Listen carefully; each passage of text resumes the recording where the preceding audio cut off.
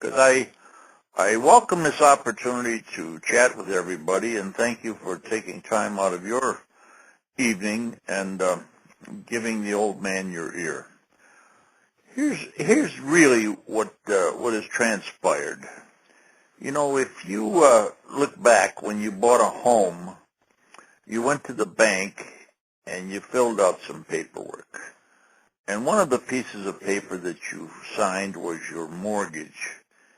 And it was notarized and it was recorded with the Register of Deeds, or clerk of county, clerk of court, whatever.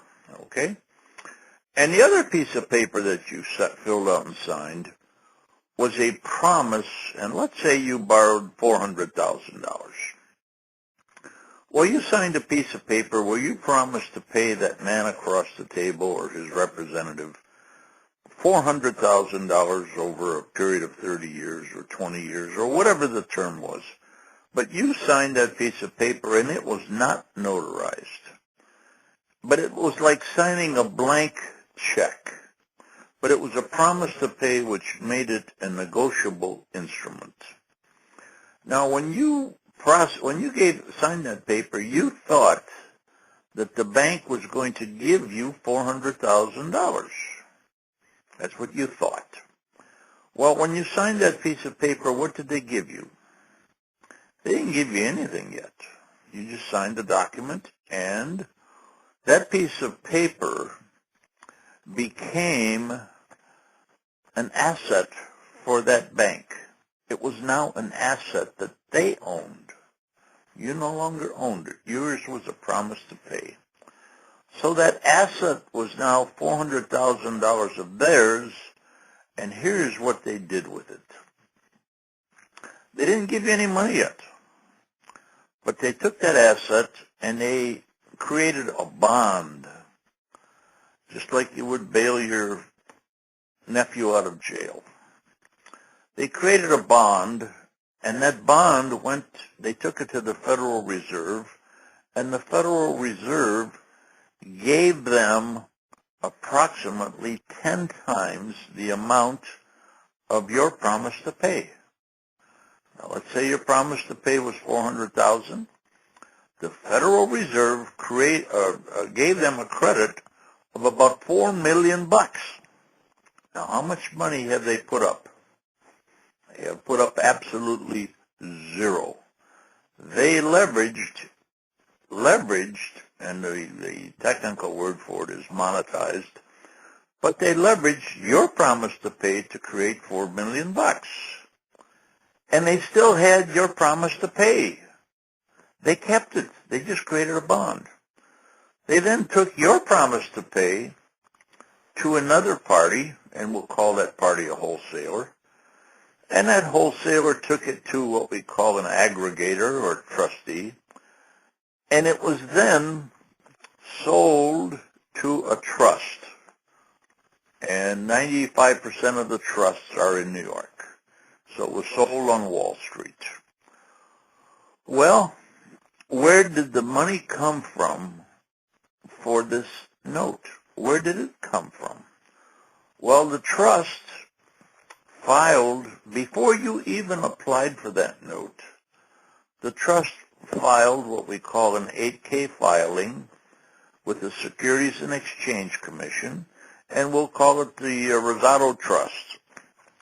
And they told the Securities and Exchange Commission that they were going to sell investment certificates, and they were what we call mortgage-backed securities, or they were called CDOs, collateralized debt obligations. Whatever fancy term they called it, that note was the security for these folks to induce certificate holders or investors. Let's just say the folks that are listening to this phone call, let's say they represent the school teachers in their area. So the school teachers' pension plan invested $10 million each into this trust that was backed by your promise to pay. So they were given let's say 6% return on their investment. But you were paying maybe 7%. So the trust was earning money. Okay? Now, those certificates, okay, that were purchased by the investors, okay, that money went back to the bank that you signed that promise to pay with, and that's where the funds came from for you to buy your house. Wow. Wow. Listen to this for a minute. That piece of paper that was never notarized traveled all around the world, gathering a lot of money. It created $4 million for the bank in credit on your signature. It also induced a lot of school teachers' pension plans or firefighters' pension plans to invest into that trust. They got an investment certificate, and the funds came backwards to the bank, and the bank then, through the title company, they provided the $400,000 to purchase the house. Good deal. Very good deal. For who? For the bank. They got $4 million in credit and didn't put up a nickel. Now, the trustee for this trust, he is provided what we call a pooling and services agreement. That's his management book. That's his rules. That's what he has to follow to comply with the SEC rules. So in that pooling and services agreement, there's a clause in there that says if you fail to pay your mortgage, they entered into an insurance contract so that if that mortgage wasn't paid, the insurance company would pay it. But the money wouldn't go to you. It would go to the trust. So then we call that a credit default swap, and the insurance company is, listen to this, AIG. Now, when you got in trouble, and, you lost your job or your overtime, or for whatever reason, you tried to contact the bank and you got the runaround. You ended up talking to this person, that person, submit these papers, oh, we lost them, submit them again, and all that crap that goes with it. But you were told we can't help you until you're 90 days late. Everybody's heard that. Well, guess what happened on day 91? On day 91, the insurance policy that the trustee entered into with AIG triggered a payoff, and the trust received the full amount of the note, regardless of how much you've paid on your mortgage. They got the full amount of the note. So if the note was insured for $400,000, the trust got $400,000. But here's a mystery here, and I'll explain it as easy as I can. The Federal Reserve allowed the trust to leverage that $400,000 note 30 times. So they created 30 different levels. Now your $400,000 note is purchased by other lenders, and along we go. So let's go back to the default. The AIG paid off the note when it was 91 days late. So at this point, who has lost any money? Nobody except AIG or insurers like that. Smith, Solomon, Barney Brothers, and all that stuff. Now, someone attempts to foreclose. And let's say the lender that you got the note from, they're going to foreclose on you. Or the trust is going to foreclose on you. Or let's say it's Wells Fargo acting as trustee for Bear Stearns Trust. Well, they're trying to steal the house because nobody has any skin in the game. They've all been paid commissions, and they've been very successful in stealing houses. What happened here? Well, I sat in the Fort Myers courtroom many times, and I watched folks, average folks, lose their house in 5 minutes because they didn't have an idea of what to do, didn't know where to go for an answer, and didn't have any money.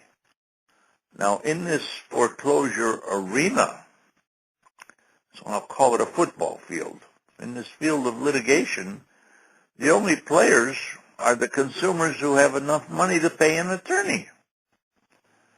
And what is he doing? He's delaying the time so that you maybe save a couple of months of rent or mortgage payments.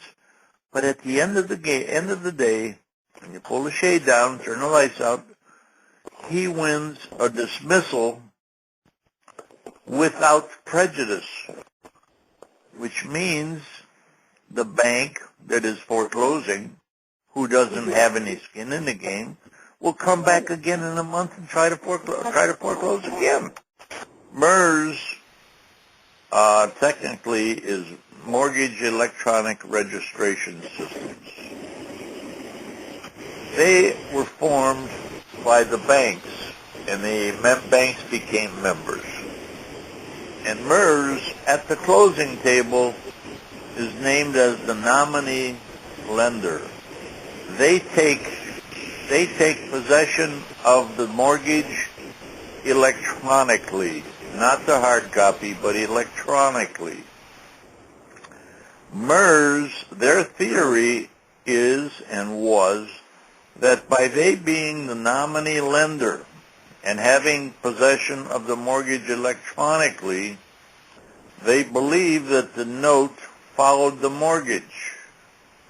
And there are some judges who don't understand this who agreed with that.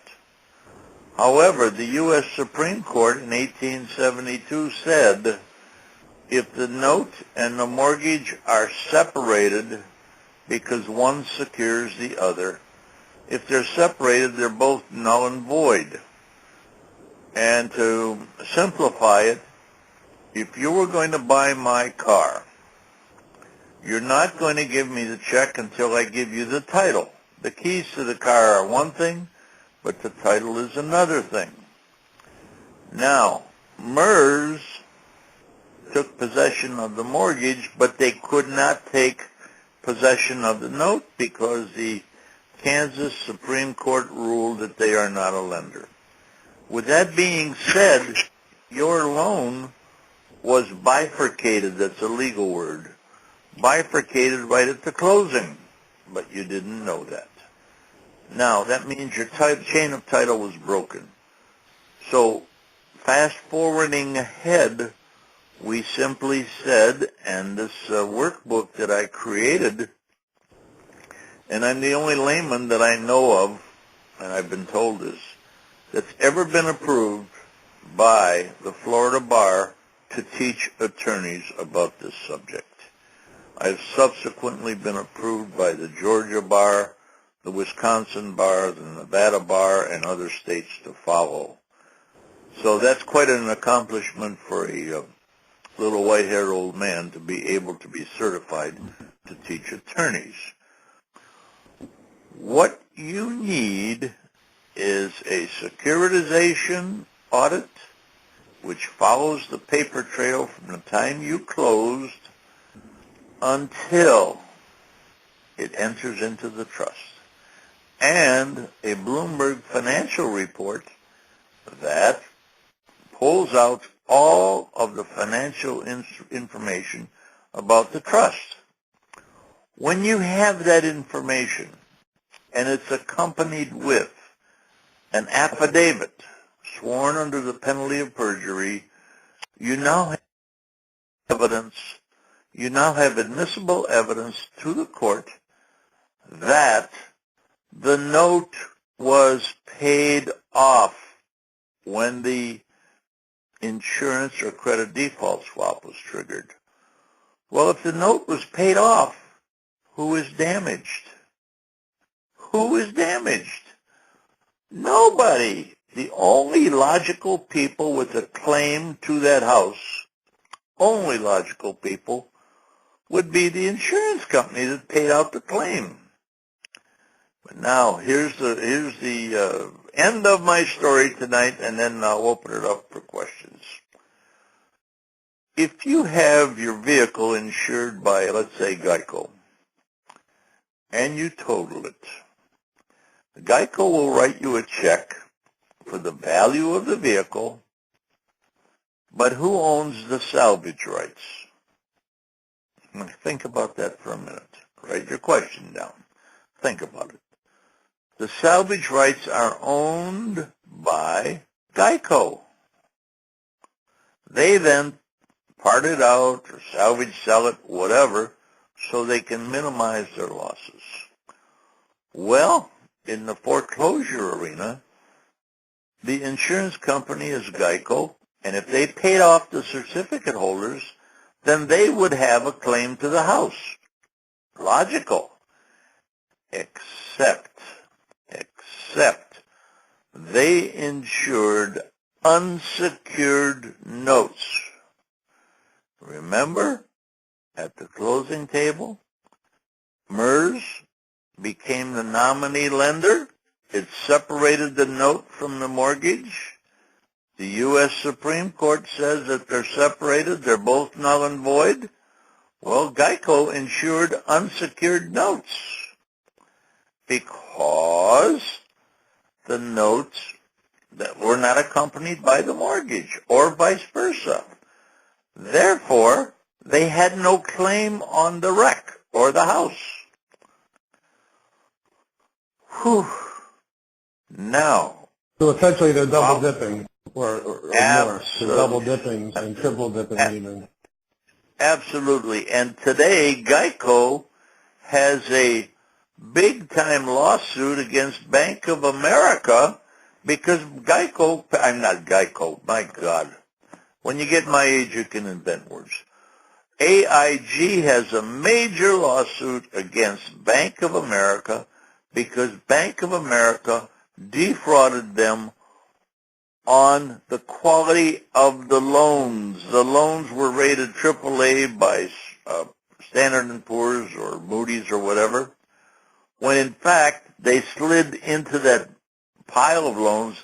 They slid in some toxic loans, some marginal loans, and Geico ended up paying based on misrepresentation. Wow, what a hornet's nest. Here's what you do, and I did this with Regions Bank. I walked into the bank, and I said to the girl, I want to talk to the president. The bank has dirty diapers, and they really smell. Well, he's in conference. I said, it's no problem. I'll just drop the diapers right here. In less than 30 seconds, he comes out of his office, and he said, I overheard the conversation. What's the problem? I said, you got dirty diapers. There's fraud in these loans. Now, what do you want to do? Do you want to litigate or you want to negotiate? And so he called his legal department, and I said, here's the proof. You people have already been paid. What do you want to do? And it stopped all the activity in court because you had proof. And that's the value of the securitization audit in the Bloomberg Financial Report. So if I were a real estate investor, I would not rely on any modification because you're dealing with someone who doesn't own the note. Remember earlier in the conversation, a lawyer here in Cape Coral and a real estate broker, they were partners. They paid the bank $156,000. And Randy, I think you saw the article. And the bank didn't own it. So if I'm an investor, how the hell do I know who owns the note? So the only way I can find out who owns the note so I can sit across the table and cut a deal is to flush them out of the woodwork. And how do you flush them out? You sue them. Wow. This old man's got a lot of enthusiasm, okay? The ability to walk into the bank and say to the president of the bank, you have dirty diapers. Do you want to litigate or do you want to negotiate? And they always would rather negotiate. And then it's a question of how much money they will take based on today's value. So if a home had a mortgage of $400,000 and it's worth $200,000 today, banks are negotiating today's value. Now, can the individual homeowner negotiate? No. No. Because then the bank says, well, why don't you pay me in the first place?